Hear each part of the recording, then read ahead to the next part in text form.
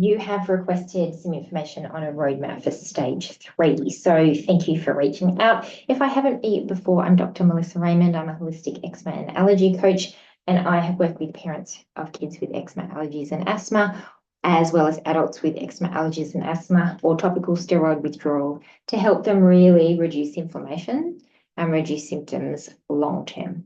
So if you're at stage 3, you've said you're already working on gut health and low tox, potentially nervous system regulation, but you haven't seen enough progress so far. So one of the common things that I see, and let me know if this is you too, is that you're working really hard on everything and it's really stressing you out. Probably because it's not working as well as you'd like for the effort that you're putting in. You've spent lots of time and energy into going low tox.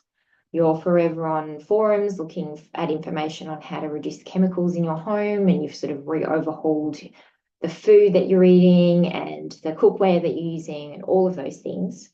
And a lot of those things can be helpful, but there is a tipping point where the stress involved in doing this makes it counterproductive. So I know that's sometimes a really frustrating place to be. Sometimes it can feel really hopeless. You don't know what to do next. And some of the clients that come to me are really kind of fed up and angry with the situation, which I totally understand. But one of the things is around eczema, allergies, and asthma is that we're not actually told the full truth about what's actually driving our symptoms. And the symptoms are driven by inflammation. These symptoms are a sign that the body is in a chronic fight, flight, freeze stress response. So this nervous system is kind of ready and waiting to do whatever it needs to do for survival. Okay, so this is called the sympathetic nervous system state. It's on, and we absolutely need it to be on sometimes. But what's happening here is that it's on 24/7. It's just running in the background 24/7, and this leads to chronic inflammation, which is what we know physiologically happens. So what I've got here, just to quickly explain, is that I have a little bucket here, which is my inflammatory bucket. We all have different capacities for inflammation day to day. It can change day to day depending on a lot of these different factors. And so what we do here will directly affect whether or not we have symptoms or not. Because when we fill up this bucket with inflammation from all of these various sources, we can tip it over into this point here, which is the symptom threshold, which is where we start to then see symptoms. And we might see little symptoms along the way, but this is where we might get a really big flare up or an exacerbation of asthma, or that flare up of the allergies where we've got, a face covered in hives and we don't know where that came from, or the body's covered in hives again every day, or most days, and we're not really sure why. So this is exactly why the symptoms will fluctuate. And this is also exactly why we think we've got something that works, and we're like, yes, this is it. And then we try it, and then it works for a bit, and then it stops working. Okay, this is exactly why. So the things just don't stick. And this is because we have this background level all the time of inflammation, and it's filled up so much of our bucket already. Now, lots of things will affect this bucket, the size of the capacity of the bucket, our ability to detoxify, so lymphatic system. You may have heard of the lymphatic system before, but we need to support our lymphatic system, particularly in stage 3. If you've tried lots of different things, and if you haven't heard of lymphatics, that is something definitely needs to be addressed. The genes can affect our detoxification capacity or capabilities as well, but our genes is only I wrote it pretty small. It's only a tiny piece of the puzzle of what we're able to affect here. So what we're able to, reduce or impact on our inflammatory bucket. Medications will have an inflammatory impact. Some medications will have an inflammatory impact on our body through its effect also on gut health. We know from research that people with eczema, allergies, and asthma have impaired gut health. And so things that impact on gut health, all of these things. But we don't just have bad gut health and that's the actual cause. All of these things are interlinked, right? This biggest one here has a big impact on gut health. And so if we've been working on gut health for a very long time, and we've been avoiding foods for a very long time, and things still haven't improved, it's because of this sabotaging bit in the bottom of the bucket, this sludge at the bottom of the bucket is just sabotaging everything you're trying to do here. And that's why you're in stage 3 and nothing has improved to the point where you want it to have improved, right?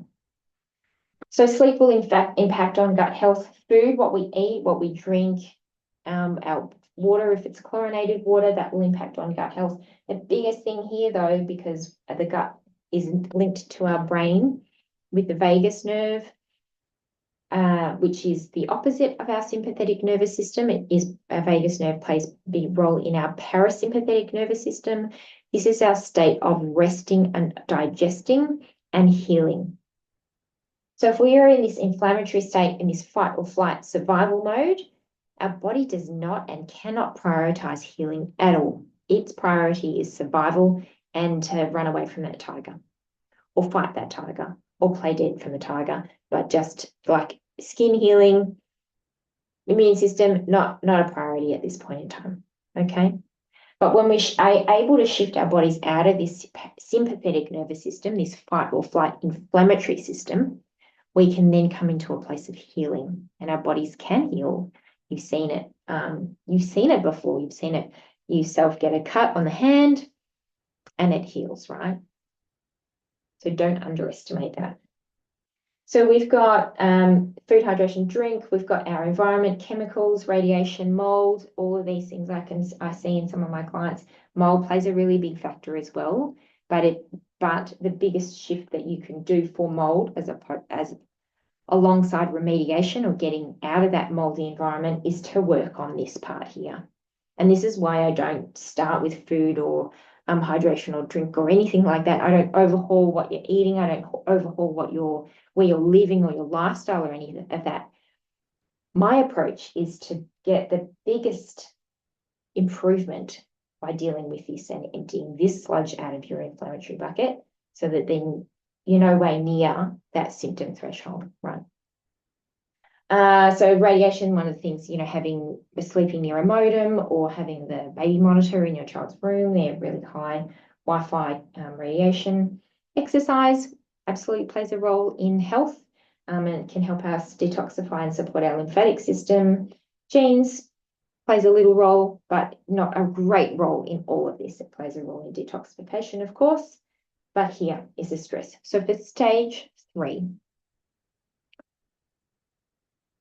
self-care, I'm not going to talk about self-care because people say, say no, or go and have a bath, or go and, put yourself first. It's really hard to put yourself first as a mum. And it can be really hard to prioritize that when you're just really your energy and emotions is attached to how your kids are going, right? And so what we do is we address this key part here first. So your stage 3 focus is to look at some stress, is to look at that chronic stress. And that's not the stress that is currently stressing you out right now. But what is really important to know is that this stress may not be our stress. So our stress can be passed on generationally, okay? So we are an egg in our mother's ovaries when she is a baby in our maternal grandmother's womb, right? We are an egg in our mother's ovaries when she is a fetus in our maternal grandmother's womb, right? So we are actually, half of us are present as an egg when our grandmother was pregnant with our mum. So that means physically we were there. So any stress or trauma that happened around that time, around conception, around pregnancy for our grandmother is imprinted onto us. Now, if our grandmother is not able to, or it's not safe enough for her to, or she doesn't know how to process that stress or traumatic event, then it gets onto us, okay? It gets passed on to our grandmother, I'll pass on to our mother and then on to us, but we were there physically. So this stress that we've been carrying in the background 24/7 in our subconscious, this inflammatory response, could have been happening in us since birth. Well, actually, since our mums were born, right? And so the same goes for our children too. Anything that happened to our mothers during pregnancy has an impact on us and also has an impact on our children too. So this goes far beyond any of the typical stuff that we use to manage eczema, allergies, or asthma. This goes at really reducing the core reason as to why we have eczema, allergies, or asthma that just won't go away. These are the body's protective responses from a trauma or a stress. And we might not call it might not be a trauma as such. It might be nothing that was really, really terribly traumatic, but something that was traumatic to you. So, for example, you might have been in a car accident, and that might have been a traumatic event. You might have, when you were in kindergarten, been told off by a teacher, and that stayed with you, right? Not necessarily a traumatic event. No one was held up at gunpoint. Nobody died. But in your mind, as a 3-year-old or a 4-year-old, that might have been a really traumatic event for you. So I just wanted to clarify that. So little traumas, but still traumatic to us. And if we're not able to process what happened back then, if you take yourself back into that memory, you can immediately feel those emotions. It means you haven't processed those emotions. And so what we do here is we make sure that we can clear those out of the body, bring the intensity down. We're not changing them. We're not changing what happened. We can't do that. But we are reducing the inflammation by addressing this. So we're looking at chronic stress. If you would like access to a couple of videos I have on how to do this for yourself, please hit reply back on the DM to this video and let me know. Just let me know you'd like those videos.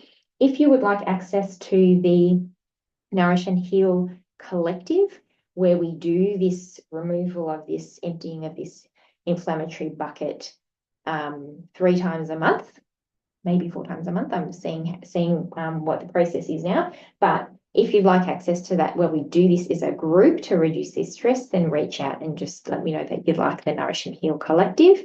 And if you'd like to fast track it along and look at doing some one-on-one work with me, I'm currently offering some 1 month, sort of 4 sessions over 4 weeks to really get you started on the process, and then you can jump into the collective if you wanted to, or continue on longer.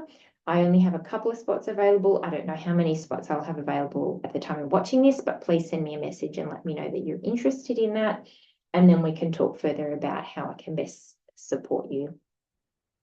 If that's not your jam, that's totally fine too. The Nourish and Heal bundle is just a program that you can address each of these things that you can do as a parent of a child with eczema without having to go and see a specialist, or as an adult with these things, these conditions. You can implement some really simple strategies just to maximize how much you're reducing your inflammation in the body. So really, really quick. There's no grand teaching or anything like that. This is the strategy. This is how to support your lymphatics in 60 seconds per day or less. Here's how to do it. So very, very simple, very, very straightforward information.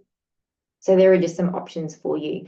But really here, your focus is in stage 3, is not to continue working on all these other things without a plan. It's to look at this chronic stress and the heightened emotions that you're probably feeling if you're in this stage and you are not seeing results. So hopefully that's been helpful to you. Again, after you've watched this video, just DM me back if you like these other 2 videos. Very happy to send you to get you started on the process on your own. And if you'd like some extra support with that, please let me know. I hope you have a really good rest of your day. Bye for now.